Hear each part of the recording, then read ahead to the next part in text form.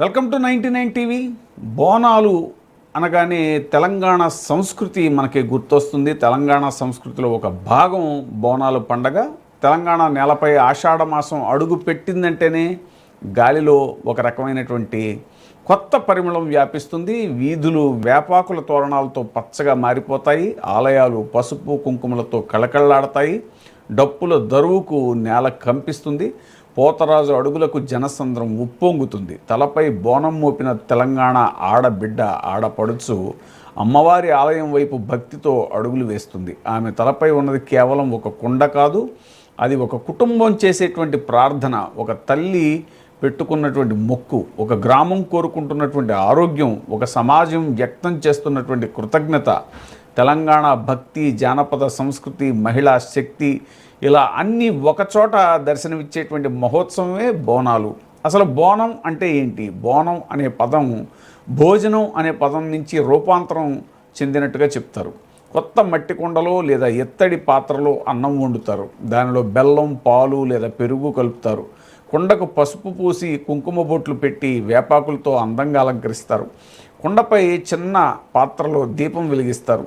ఈ నైవేద్యాన్ని మహిళలు తలపై మోసుకుని డప్పులు, మంగళ వాయిద్యాలు, అమ్మవారి జయ జయ ధ్వానాల మధ్య ఆలయానికి తీసుకువెళ్తారు. అమ్మా, మా ఇంటిని చల్లగా చూడు, మా పిల్లల్ని కాపాడు, మా ఊరికి వ్యాధులు రాకుండా రక్షించు అని ప్రార్థిస్తూ అమ్మవారికి సమర్పిస్తారు. అందుకే బోనం కేవలం ఆహార నైవేద్యం కాదు, భక్తుడు అమ్మవారికి ప్రేమతో అందించే ఆత్మీయ భోజనం. బోనాల చరిత్ర గురించి ప్రజల్లో విస్తృతంగా వినిపించే కథనం ఒకటి ఏంటి అంటే, 19వ శతాబ్దంలో హైదరాబాద్, సికింద్రాబాద్ ప్రాంతాల్లో తీవ్రమైనటువంటి అంటువ్యాధి ప్లేగు వ్యాపించినట్టుగా చెప్తారు. ఆ సమయంలో హైదరాబాద్కు చెందినటువంటి సైనిక దళం మధ్యప్రదేశ్లోని ఉజ్జయినిలో విధులు నిర్వహిస్తోంది. తమ నగరాన్ని మహమ్మారి నుంచి రక్షిస్తే సికింద్రాబాద్లో మహంకాళి అమ్మవారిని ప్రతిష్ఠించి ప్రతి సంవత్సరం నైవేద్యం సమర్పిస్తాము అని సైనికులు మొక్కుకున్నారు అని స్థానిక కథనం.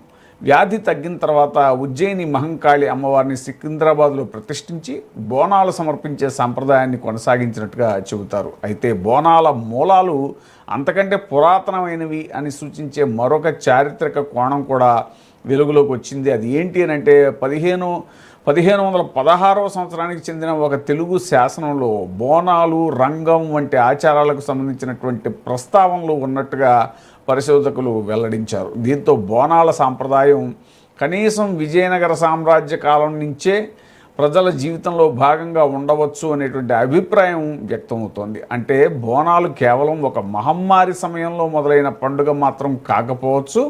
వర్షాలు, పంటలు, ఆరోగ్యం, గ్రామ రక్షణ కోసం తెలంగాణ ప్రజలు గ్రామ దేవతలను ఆరాధించినటువంటి పురాతన జానపద సాంప్రదాయానికి కొనసాగింపుగా కూడా భావించవచ్చు అనేటువంటిది మనకి ఇంకొక కథనంలో తెలుస్తుంది. హైదరాబాద్ బోనాల ఉత్సవాలకు గోల్కొండలోని శ్రీ జగదాంబిక మహంకాళి ఆలయం ప్రధాన ఆరంభ వేదిక. గోల్కొండలో మొదలైన బోనాల సందడి సికింద్రాబాద్ ఉజ్జయిని మహంకాళి ఆలయం, బల్కంపేట ఎల్లమ్మ ఆలయం, కార్వాన్, ధూల్పేట అక్కన్న మాదన్న ఆలయం, చివరగా లాల్ దర్వాజా సింహవాహిని మహంకాళి ఆలయం వరకు కూడా విస్తరిస్తుంది. ప్రతి ప్రాంతానికి ఒక ప్రత్యేక సాంప్రదాయం ఉంటుంది, కానీ ప్రతి భక్తుడి ప్రార్థన మాత్రం ఒక్కటే, అమ్మా మా తెలంగాణను చల్లగా చూడు అనేటువంటిది. బోనాల పండుగకు నిజమైన ఆత్మ తెలంగాణ మహిళ. తెల్లవారుజామునే స్నానం చేసి నియమ నిష్టలతో నైవేద్యం సిద్ధం చేస్తుంది. కొత్త చీర కట్టుకుని, చేతుల నిండా గాజులు వేసుకుని, నుదుట పెద్ద కుంకుమ బొట్టు పెట్టుకుని తలపై బోనం ఎత్తుతుంది. ఒకవైపు డప్పుల మోత, మరోవైపు అమ్మవారి పాటలు, మధ్యలో ఆడబిడ్డల నృత్యాలు. తలపై దీపం వెలుగుతున్నా సరే ఆమె అడుగు తడబడదు.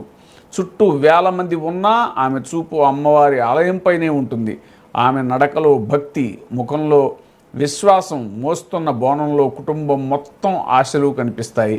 బోనాలు మహిళా శక్తిని పూజించడమే కాదు, మహిళనే పండుగకు కేంద్ర బిందువుగా నిలబెడతాయి. పోతరాజు శరీరమంతా పసుపు, నుదుట పెద్ద కుంకుమ బొట్టు, నడుముకి ఎర్రటి వస్త్రం, కాళ్లకు గంటలు, చేతిలో కొరడా లేదా వేప మండలు, డప్పుల దరువుకు ఉగ్రంగా నృత్యం చేస్తూ ఊరేగింపుకు ముందుగా సాగుతాడు.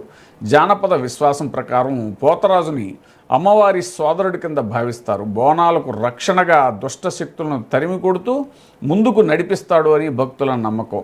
అతని నృత్యం కేవలం వినోదం కాదు, అది శక్తికి ప్రతీక, భయాన్ని పారద్రోలే ధైర్యానికి సంకేతం. తెలంగాణ జానపద కళలోని ఉగ్ర సౌందర్యం అది. బోనాల ఉత్సవాల్లో మరో ప్రధాన ఆకర్షణ ఘటం. రాగి పాత్రను అమ్మవారి రూపంగా భావించి పసుపు, కుంకుమ, పూలు, వేపాకులతో అలంకరిస్తారు. ఆ ఘటాన్ని పూజారి లేదా ప్రత్యేకంగా నియమించినటువంటి వ్యక్తి తలపై మోస్తారు. డప్పులు, జానపద కళాకారులు, పోతరాజులు, భక్తుల జయ జయ ధ్వానాల మధ్య ఘటం నగర వీధుల్లో ఊరేగుతుంది. ఘటం తమ వీధిలోకి వచ్చినప్పుడు ప్రజలు ఇంటి ముందు నీళ్లు చల్లి పసుపు, కుంకుమలతో స్వాగతం పలుకుతారు, హారతులు ఇస్తారు, తమ ఇంటికి అమ్మవారే వచ్చినట్టుగా నమస్కరిస్తారు. బోనాలు మరుసటి రోజు జరిగే మరో ఆసక్తికరమైన ఆచారం రంగం. ఒక మహిళలో అమ్మవారు ఆవహించారు అని భక్తులు విశ్వసిస్తారు. ఆమె మట్టి కొండపై నిలబడి వర్షాలు, పంటలు, ప్రజల పరిస్థితులు, రాష్ట్రంలో జరగబోయే పరిణామాలపై భవిష్యవాణి చెబుతుంది. ఆమె మాటలను వినేందుకు వేలాది మంది భక్తులు ఎదురు చూస్తారు. ఆధునిక దృష్టిలో ఇది ఒక జానపద విశ్వాసం. సాంస్కృతిక దృష్టిలో మాత్రం ప్రజల ఆశలు, భయాలు, భవిష్యత్తుపై వారి ఆలోచనలు వ్యక్తమయ్యే సామూహిక వేదిక. బోనాలు కేవలం హైదరాబాద్ నగర పండుగ మాత్రమే కాదు, తెలంగాణ గ్రామీణ జీవనంతోనూ దీనికి లోతైన అనుబంధం ఉంది. పోచమ్మ, మైసమ్మ, ఎల్లమ్మ, పెద్దమ్మ, మహంకాళి వంటి గ్రామ దేవతలను ప్రజలు తమ ఊరి రక్షకుల కింద భావిస్తారు. వర్షాలు సకాలంలో కురవాలని, పంటలు బాగా పండాలని, పిల్లలు, పశువులు ఆరోగ్యంగా ఉండాలని, వ్యాధులు గ్రామంలోకి రాకుండా బోనాలు సమర్పిస్తారు. ఆధునిక వైద్య సదుపాయాలు లేని కాలంలో వ్యాధులు, ప్రకృతి వైపరీత్యాలు ప్రజల్లో భయాన్ని కలిగించేవి. ఆ భయాన్ని ఎదుర్కొనే మానసిక శక్తిని, సామూహిక ప్రార్థనను, ఒకరికొకరు అందరూ ఐక్యంగా నిలిచేటువంటి ఈ జాతరను మనం సంస్కృతిలో భాగంగా చూడాలి. అందుకే బోనాలు ఒక మతపరమైన ఆచారం మాత్రమే కాదు, ప్రజారోగ్యంపై సమాజానికి ఉన్న చారిత్రక ఆందోళన, ప్రకృతితో మనిషి చేసుకున్న ఒక ఆధ్యాత్మిక ఒప్పందం. హైదరాబాద్ బోనాల్లో మరో విశేషం ఏంటంటే సామాజిక సమైక్యత. పాత బస్తీ వీధుల్లో విభిన్న మతాలు, భాషలు, వర్గాలకు చెందిన ప్రజలు ఉత్సవాలను గౌరవిస్తారు. ఊరేగింపులో పాల్గొనే వారికి నీళ్లు అందిస్తారు, ట్రాఫిక్ నిర్వహణలోనూ సహకరిస్తారు. అమ్మవారి ఆలయ గంటలు, మసీదు మినార్లు, చార్మినార్ నీడ, గోల్కొండ చరిత్ర, ఈ అన్నిటి మధ్య బోనాల ఊరేగింపు సాగడం హైదరాబాద్ గంగా జమున సంస్కృతికి ఒక సజీవ దృశ్యం. బోనం మోసే మహిళ అడుగుల్లో ఒక తల్లి ప్రార్థన వినిపిస్తుంది. డప్పు కొట్టే కళాకారుడి చేతుల్లో తెలంగాణ గుండె చప్పుడు ప్రతిధ్వనిస్తుంది. పోతరాజు నృత్యంలో ప్రజల ధైర్యం కనిపిస్తుంది. ఘటం ఊరేగింపులో అమ్మవారి సజీవ రూపం దర్శనమిస్తుంది. రంగం పలుకుల్లో భవిష్యత్తుపై ప్రజలకు ఆశ వ్యక్తమవుతుంది. బోనాలు అంటే కేవలం ఒక పండుగ కాదు, అది వ్యాధులను ఎదుర్కొన్న సమాజపు జ్ఞాపకం, ప్రకృతిని గౌరవించిన జీవన విధానం, మహిళా శక్తికి చేసే మహావందనం. తెలంగాణ భాష, వస్త్రధారణ, జానపద కళలు, సంగీతం, సామూహిక జీవనం ఇవన్నీ కలిసిన సాంస్కృతిక మహాకావ్యం. కాలం మారినా, నగరాల రూపం మారినా, అమ్మవారిపై తెలంగాణ ప్రజల విశ్వాసం మాత్రం మారలేదు.